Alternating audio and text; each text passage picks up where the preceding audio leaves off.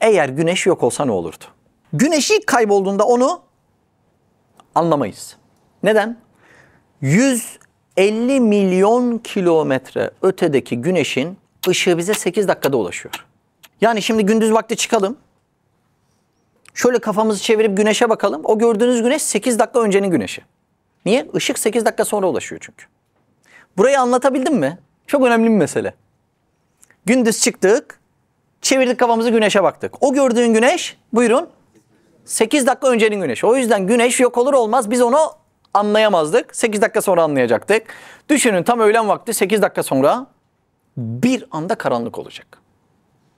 Ayın ışığı bize, buyurun, ulaşmayacak çünkü ay güneşin çarpmasıyla aydınlanıyor. Güneşin ışığının çarpmasıyla aydınlanıyor. O yüzden ay da gözükmeyecek. Peki güneşin çekim etkisi yok olacak. Dünya yörüngeden fırlayıp düz bir çizgi üzerinde seyahatine başlayacak. Güneş gittikten sonra diğer yıldızların ışığı bir miktar gözükecek ama bizi aydınlatmaya ve enerji vermeye yetecek kadar olmayacak. Öyle olunca ne olacak? Elektrik ve fosil yakıtları kullanarak hayatta kalmaya çalışacağız ama bu da yeterli olmayacak. Dünyadaki doğal üretkenlik fotosentezle sağlanıyor. Doğru mu? Fotosentezin de ana unsurlarından birisi güneş. Güneş çekilince bitkiler karbondioksiti soluyamayacak, oksijeni üretemeyecek ve canlıların ana besini olan şeker ortaya çıkmayacak. Sadece okyanus dibinde güneş enerjisi değil de yani fotosentezle değil de kimyasal sentezle hayatta kalabilen bazı organizmalar bundan etkilenmeyecek. Neden etkilenmiyorlar? Çünkü onların yaşamasındaki faktör fotosentez değil, kimyasal sentez. Sıcaklık düşmeye başlayacak. Yeryüzünün ortalama sıcaklığı 14 dereceyken birden sıfıra, birden eksi 73'e düşecek. Bütün her yer buz kalıplarına dönüşecek. Çekirdeğe yakın jeotermaller insanlık için tek sığınak yeri olacak. Havayı oluşturan gazlar birden, buyurun, yoğunlaşmaya başlayacak. Belki de oksijen donarak kar haline dönüşecek. Bizler çantalarımıza karları koyacağız, sığınaklara gideceğiz ve karları tekrar gaz haline dönüştürerek oksijen solumaya başlayacağız. Tesadüf dediğimiz güneşin etkilerine rica ediyorum bakar mısınız? Sergi salonunda sergilenen antikalar önemli midir? Önemlidir. Peki ondan daha önemli bir şey söyleyebilir misiniz bana? Işık. Çünkü o sergi salonunda ışık olmazsa sergilediğinizin her biri mantara döner. Hiçbir önemi kalır mı bırak? Kalır. Bak sergiye giden adam gülüyor. Bizim gibi ömrü mahallenin manavında geçen adam da acaba sergide ne gösteriyorlar diye, değil mi? Böyle düşünüyor bak. Gülenler biraz entelektüel kardeşlerimiz, arkadaşlarımız. İyi ki aramızda sizin gibi böyle arkadaşlarımız da var. Şimdi bak, sergi salonundaki antikalardan daha önemli bir şey var. Onun aydınlatılması. Sergi salonlarında o yüzden kaç farklı açıdan ışık veriyorlar? O açıdan veriyor, o açıdan veriyor, özel ışık veriyor. Biz bugün çok güzel bir ışık bulduk. Şekli, şemali 10 numara. Ya dedik bunu alalım şöyle hani o mutfağın üstünde sarkıtırsın ya, medresede kullanırız diye. Bir aldık, şu kadarcık bir şey gösteriyor ışık. Ya bu ne biçim ışık dedik, meğer obje ışığı mıymış, neymiş? Yani o eşya konuluyormuş, üstüne o takılıyormuş, şey diyormuş. Her yer karanlık, sadece o eşya var. Yani o, biz ne bilelim o manayı yani, biz el fenerini oyuncak yapmış, oynamış adamlarız. Pilini değiştiriyorsun, onu öne koyuyorsun. Yani çocukluk böyle geçtiği için onu anlayamıyorsun yani. Bir sergi salonundaki ışığın tesadüfen konulma ihtimali var mı? O antika sanat nasıl büyük emeklerle oraya getiriliyorsa ışık da asla tesadüfen olamaz. Allah Allah. Sanatlarını sergileyenin amacı misafirlerin görmesidir. Doğru mu? Bak, tesadüfe asla yer yok. Hikmet diye bir kelime var. Faydaları gözeterek iş yapmak demek. Hikmet ne demek? Faydaları gözeterek iş yapmak demek. Bir şeyde hikmet varsa, yani fayda varsa kasten yapıldığına delildir. Yani ben bu tesadüf kelimesini zikretmekten bile içtinab ediyorum. İstemiyorum. Yani o kadar uzak bir kelime ki bize tesadüf falan. Yani böyle bazen dinleyenlerin aklına karışıklık geliyor ya, tesadüf diye bir şey var mı diye. O karışıklığı gidermek için arada kullanıyorum. Tesadüf. Yoksa ben böyle bir kelimeyi, benim hayatımda bir karşılığı yok yani. Ben bir şey yaşadığımda diyorum ki acaba buradaki mana neydi, ben niye anlayamıyorum. Tesadüf diye bir şey yok yani. Çünkü bir şeyde hikmet varsa kasten yapılmıştır. 10 numara sofra seriliyor. Hikmet var mı? Var. Kasten yapılıyor. Şuradaki dizayn, şuradaki organizasyon. Bak şuraya biri ışık koymuş, biri kamera koymuş. Yani bir şeyde hikmet varsa kasten yapılmıştır. Bunu 700 yıl beklesen tesadüfe vermek mümkün değildir. Peki bu dünya sergi salonunda güneş gibi hikmetli bir şeyin oraya tesadüfen konulma ihtimali var mı? Mümkün mü? Mümkün değil ya. Peki güneş orada kasten varsa bu kasten koyanın varlığını gösterir mi göstermez mi? İman terminolojisini anlayan küçük bir çocuk olsa güneşi görüp Allah Allah der. Başka hiçbir şey diyemez. Hiçbir şey diyemez. Neden? Çünkü mantık ve orta akıl bunu gösteriyor. Sergi salonundakiler kasten yapılacak, kainattaki bu kadar ulaşılmaz yapılar tesadüfen olacak ve oraya güneşi koyanı göstermeyecek. Yani buna çocuk bile inanmaz. Bakın Nuh 16 ne diyor? Ve cealel kamera fihinnen nuren ve ceale şemse siraca. Ayı onların arasında bir nur kıldı. Hani ola ki kimin koyduğunu merak edersin, işte onu da söylüyor. Ve güneşi de bir siraç kıldı. Allah Allah. Kainatı sergi salonu olarak bize gösterip tanıtıp aslında kendini bize tanıtmak isteyen Allah'ın binbir farklı açıdan ışığı verdiği cismin adına güneş deniyor. Doğu açısından başlıyor mu şöyle aydınlatmaya? Bak bak. Sergi salonu değil mi kainat? Allah Azze ve Celle şöyle doğudan başlıyor. Tepe açısından veriyor. Batı açısından da günü sonlandırıyor. Diyor ki tamam sergi bitti, hadi gidin bir dinlenin, yarın yeniden başlarız. Ya Allah Allah, ne kadar enteresan olaylar ya. Bu güneş şimdi Allah'ın varlığından haber verir mi? Vermez mi? Dünyanın 1.300.000 katı büyüklüğünde bir ışık. Rakamı anladınız mı? Dünyanın 1.300.000 katı büyüklüğünde bir ışık. Tesadüfen orada olabilir mi ya? Sergideki aydınlatma tesadüf olmayacak, evindeki aydınlatma tesadüf olmayacak, arabanın farları tesadüf olmayacak, saatin ışığı tesadüf olmayacak. Sen geleceksin şimdi güneşe tesadüf hiç kimsenin varlığını göstermez diyeceksin. Alt başlık güneş sıradan bir yıldız. Sıradan deyince ağrınıza gitti değil mi? Ya Allah'ın serveti çok serveti. Güneş sıradan bir yıldızdır. Onun özel ismi de güneştir. Kütle, yarıçap ve ışınım gücü olarak diğer yıldızlarla kıyasladığımızda sıradan bir yıldız haline dönüşüyor. Şimdi dünyanın büyüklüğünü biliyorsunuz değil mi? Buradan zihnen Diyarbakır'a gidin, Ankara'ya gidin, İstanbul'a gidin, Londra'ya gidin, Afrika'ya gidin. Geçen gittik Özbekistan'a gidin değil mi? Asya'ya gidin, Doğu'ya gidin, Batı'ya gidin oradan, Avrupa'ya gidin. Yani her birine gittiğinizde dünyanın ne kadar büyük olduğunu görüyorsunuz. Yani ben dünyayı gezdim diyen bir adam tamamını değil, kaçta kaçını gezmiştir Allah bilir. O dünyadan 1000 tane birleştiriyorsun Jüpiter oluyor. Jüpiter'in içerisine 1000 tane dünya sığıyor. Güneşin içine 1300 tane Jüpiter sığıyor. Uystu diye bir yıldız var. Uysti. İçine 5 milyar tane güneş sığıyor. 5 milyar güneş içine sığıyor. Allah Azze ve Celle'nin servetine dikkat ediyor musunuz? Çok enteresan değil mi? Bu yıldız olan güneş dünyadan 150 milyon kilometre uzakta. Devasa bir plazma topu ve güneşin üzerinde lekeler var. Hani bazı belgesellerde ona rastlamışsınızdır. Güneş lekesi, güneş lekesi. O güneş lekesi bile dünyadan büyük. Şimdi Allah Azze ve Celle'nin servetini bir zihnin alıyor mu? Bilim adamları ortalama hesap yapmış ve güneşin yıllık kütle kaybı 10 üzeri eksi 11 olabilir demiş. Bu kütle kaybı neticesinde 100 milyar yılda güneş kütlesini bitirebilir demiş.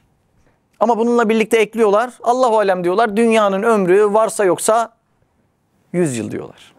Üstad Hazretleri'nin bir talebesi de Allahu alem yani biz bilmeyiz ama hakikatini Allah bilir diyerekten bir yorum yapıyor. Diyor ki herhalde diyor zannımızca bu dünyayı siz görürsünüz, çocuğunuz görür, daha torununuz görmez diyor. Açıkçası ben de biraz bu kanaatleri taşıyorum. Ahir zaman olduğunu, dünyanın görevinin bitmeye de yakın olduğunu biraz kanaat taşıyorum. Herhalde kimle muhabbet etsem de ortalama bunları söylüyorlar. Yani güneşin kendi kütlesini bitirecek bir ömrü mevcut değil. Alt başlık güneş enerjisi. Yeryüzündeki hayatın enerji kaynağı nedir? Güneştir. Güneşsiz enerji kaynağı çok az canlıda vardır. Kimlerde? Yanardağların içerisinde radyoaktif bozulmalar olur ve bunun sonucunda bir ısı üretilir. İşte o ısıda yaşayan bazı organizmalar vardır. Bunlar güneşin enerjisine ihtiyaç duymazlar. Bir de okyanusun diplerinde, magmaya yakın yerde yaklaşık 400 derecelik bir ısı üretilir. Bir de buradaki organizmalar güneşe ihtiyaç duymaz. Neden? Çünkü enerji kaynağı yani ısı kaynağı olarak başka iki şey bulmuşlardır. Ama bunun haricindeki yeryüzündeki insandan koyuna, koyundan marula bütün yaşamın enerji kaynağı Güneştir. Çok enteresan değil mi? Ve yine bilim adamları şunu söylemiş. Demiş ki bir iğne ucunu güneş kadar ısıtsaydık 1600 kilometre çapında her şeyi öldürürdü demiş. Nasıl bir enerji olduğunu da hayal edebiliyor musunuz? Bir iğnenin ucunu güneş kadar ısıtsaydık 1600 kilometre çapında. Bakın Mersin'den İstanbul 1000 kilometre. Daha devam edin, 1600 kilometre çizin. Onun çapını alın, şöyle bir daire oluşturun. Orada bütün hayatı sonlandırırdı, öldürürdü demiş. Bir iğne ucun üstüne. Güneşin mesafesi bile ne kadar hikmetli olduğu zihninize geldi herhalde, değil mi? Allah Allah. Alt başlık güneş sistemindeki denge. Şimdi biz güneşi konuştuk ama Özgür, bir de güneşin neyi var? Sistemi var. Ya bu sistemde birkaç tane argümanı şöyle konuşalım. Güneşten 58 milyon kilometre ileri gidin, Merkür var. Doğru mu? Güneşten 108 milyon kilometre gidin, karşınıza Venüs çıkıyor. Güneşten 228 milyon kilometre ileri gidin, Mars çıkıyor. Kızıl gezegen dedikleri var ya, Mars. Güneşten 778 milyon kilometre gidin, karşınıza Jüpiter çıkıyor. Güneşten 1 milyar 430 milyon kilometre gidin, Satürn çıkıyor. O halkalı halkalı olan var ya, o da Satürn. Sanki görmüş gibi anlatıyorum değil mi? O halkalı var ya, halkalı hani. Allah Allah. Güneşten 2 milyar 870 milyon kilometre gidin, karşınıza Uranüs çıkıyor. Bunlar nasıl birleşmiyor ya da nasıl birbirini itmiyor? Bunların arasındaki denge az önce konuştuğumuz güneşten daha hayret verici midir, değil midir? Bakın nasıl.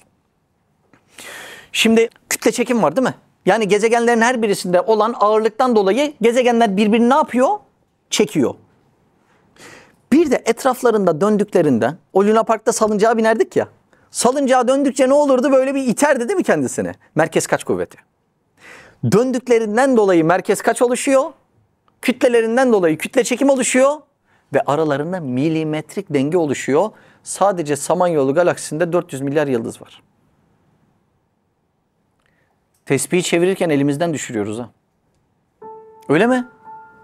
Tespihi çevirirken elimizden düşürüyoruz. Allah Azze ve Celle'nin çevirdiği sisteme bakın.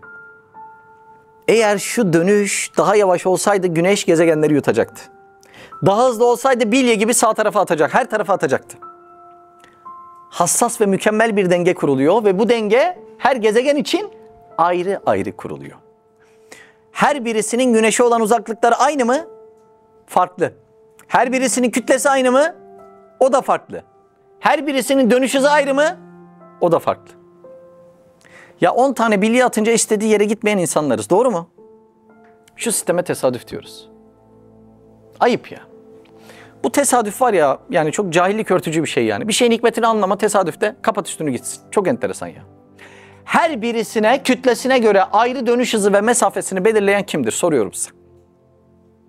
Yani bu dengeyi kabul edeceksin ama dengeyi kuranı kabul etmeyeceksin. Ayıp mı? Ayıp. Yani keşke artık şu tesadüf mesela bunlar lügatımızdan silinse. Çünkü bunlar komik yani. Çocukların konuşmayacağı meseleler. Tesadüf böyle bir denge sistem kurulacak. Kendi kendine diyeceksin. Eşya diyeceksin, tesadüf diyeceksin, çıkacaksın yani. Ayette diyor ki Nahl 12. Geceyi, gündüzü, güneşi ve ayı sizin emrinize verdi. Yıldızlar da onun emriyle emre hazır kılınmıştır. Şüphesiz bunda aklını kullanabilen bir topluluk için ayetler vardır.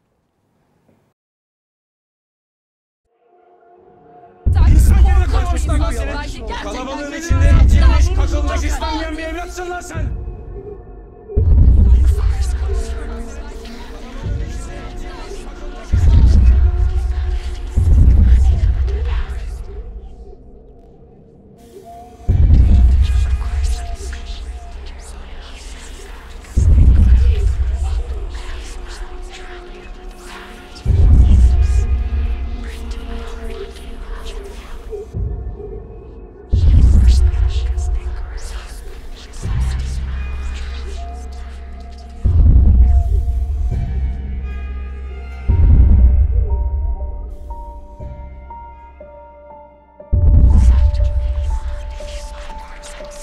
Boğulmak şeytana mahsustur. Sen hangi halde olursan ol, Allah'a sığın. Hisler, hayaller ve sesler sana hiçbir zarar veremez. O zaman pencerelerden seyret, içlerine girme. Kötü düşünce ve takıntılarından kurtul.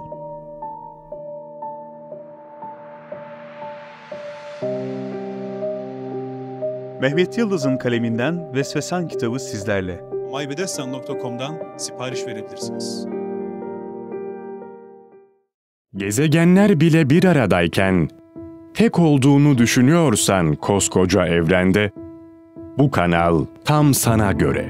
Bu video YouTube kazanında kaybolmadan, senin gibi başkalarına da ulaşabilmesi için desteğe ihtiyacı var. Her abone, bir kırgın yüreğe daha ulaşmayı sağlayacak. Beğen, abone ol ve yorum yapmayı da unutma. Siz de Hayalhanem'in yurt içi ve yurt dışı projelerine destek olmak için buradaki linke tıklayarak online bağışta bulunabilir veya aşağıdaki iletişim numaralarından bizlere ulaşabilirsiniz.